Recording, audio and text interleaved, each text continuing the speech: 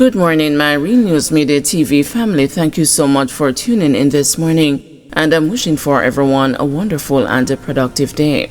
And in the news this morning, 12-year-old returns home in good health. 12-year-old Jessiana Danzel of Passageford, Portmore in St. Catherine, who was reported missing on Wednesday, January 1, has returned home. She is said to be in good health. Family cries fall after Lakespen fatal shooting. The close relatives of a man who was fatally shot during a confrontation with the police officers in Lakespen, St. Catherine on Thursday are crying foul over the circumstances under which their loved one was killed. According to the police report, 23-year-old Richard Thomas was shot and killed during an armed confrontation with officers on operation at the location on Thursday. The police said a Glock pistol with 4 rounds of ammunition was seized during the incident. However, the relatives are disputing the police's account of the incident, denying that Thomas had a weapon and alleging that police officers had been extorting money from Thomas for the sale of illegal gas and diesel fuel. Wake up about after 5. We have family dinner eating this to the evening, so everybody get together.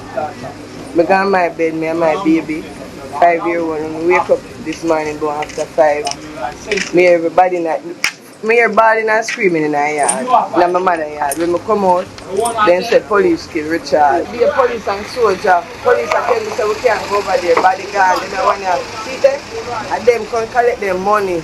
When they touch Friday, they would have feel like Lakespen, a police station. If we have police down here collect them, then come sometime the boy then run gone. If they have gun, then would run. Them run gone, the police them leak the bus, then say buckle up the aisle them, put them in a van back and sell. By the check the next day, then come back for money again. The gas island were in the yard belong to the same police them. And the phone when they take from them, their number in the phone. Because they mix up in everything. So that's why they hang out on the phone and I want my son phone. The whole like police when used to kill my son, their number in my son phone time and them. And it's shining and the gas island were over there if they come take them out because of them make my son happy. Police come for him already, carry him go to the station and let him go. You know want to buy no police, man. Every day police come and yard for money. So you can want to buy police and pay police to bandula aisle. 5 men charged with multiple drug-related offenses. 5 men have been charged with breaches under the Dangerous Drugs Act following the seizure of approximately 1,832 pounds of compressed ganja at the Bowden Wharf, St. Thomas, during a joint operation with the Jamaica Defense Force Coast Guard recently. Charged are 48-year-old Moses Pitt, 22-year-old Rushine Drummond, 38-year-old Preston Stevens, 38-year-old Andre Barracks, and 50-year-old Antonio Pitt. Reports are that on Friday, December 20, 2024, members of the Jamaica Defense Force Coast Guard intercepted a canoe with the men aboard. During an inspection of the canoe, several bags of contraband were seen in the men's possession, the police said. The men were subsequently taken into custody and later charged with possession of ganja, dealing in ganja, trafficking ganja, taking steps preparatory to export ganja, and a conspiracy to traffic ganja. They appeared before the St. Thomas Parish Court on Friday, January 3, and were subsequently remanded in custody until January 28, when they will reappear before the court. Commenting on the operation, Senior Superintendent of Police Samuel Blake, who heads the Firearms and Narcotics Investigation Division, said the joint efforts of the FNID and the Jamaica Defense Force Coast Guard demonstrate the commitment of Jamaican law enforcement agencies to combat drug trafficking and related crimes. As we move forward in 2025, the FNID will continue to work tirelessly with our local and international partners to identify and to prosecute those involved in the trafficking of drugs and guns, he added. 5 men held at alleged illegal slaughterhouse in Central Village granted bail. 5 of the 7 men charged in connection with the alleged illegal operation of a slaughterhouse in Central Village, St. Catherine, were granted bail when they appeared in the St. Catherine Parish Court on Friday. Omar Thompson was granted a $700,000 bail after the court was told that he owns the land on which the slaughterhouse is located. Meanwhile, Kevin Bolton was granted bail in the sum of $200,000, Andrew Henry for $400,000, Neville Higgins for $500,000, and Davian McCrae for $500,000.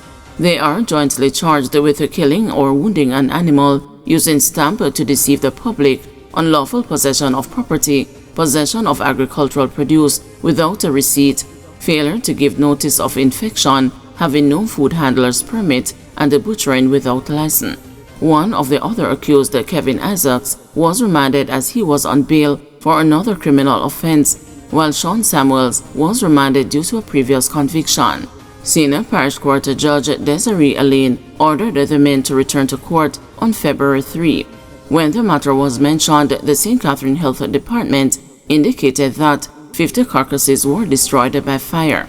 Meanwhile, attorneys Leonard Green, Kemoy Macaron, and Stephen Palmer told the court that the Crown would have a difficulty grounding the offenses against their clients. It is alleged that on December 20, police personnel swooped down on an illegal slaughterhouse in Central Village, and during the operation, goat carcasses were confiscated along with meat certifying stamps. The 7 men were held, and following an investigation, they were charged.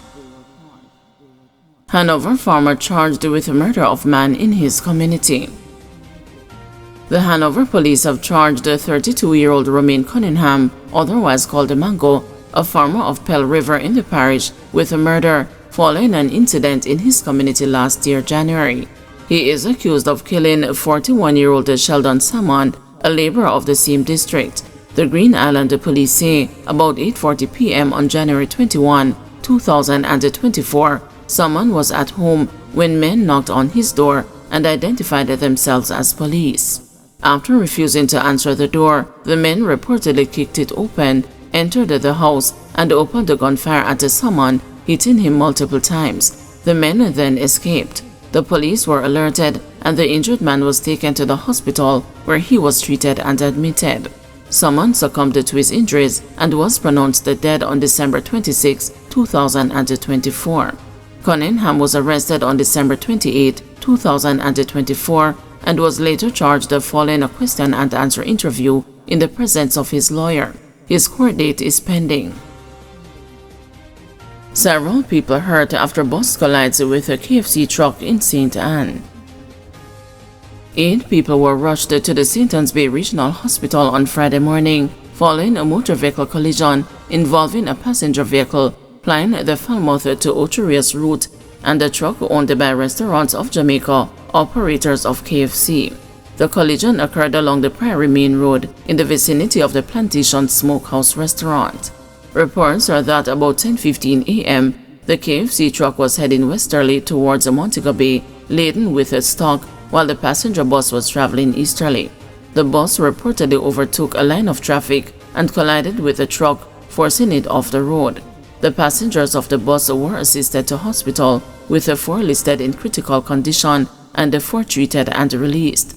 It is understood that neither the truck driver nor his assistant were injured.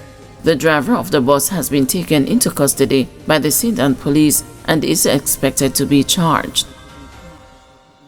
Post-mortem conducted on body of Barbara Gale. A post-mortem examination was conducted Friday on the body of slain retired journalist Barbara Gale, but the findings have not yet been released by the police.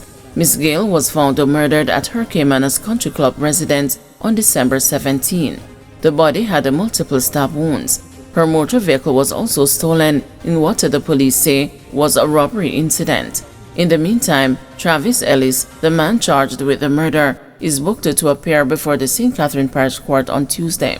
Ellis was recently charged with murder and robbery.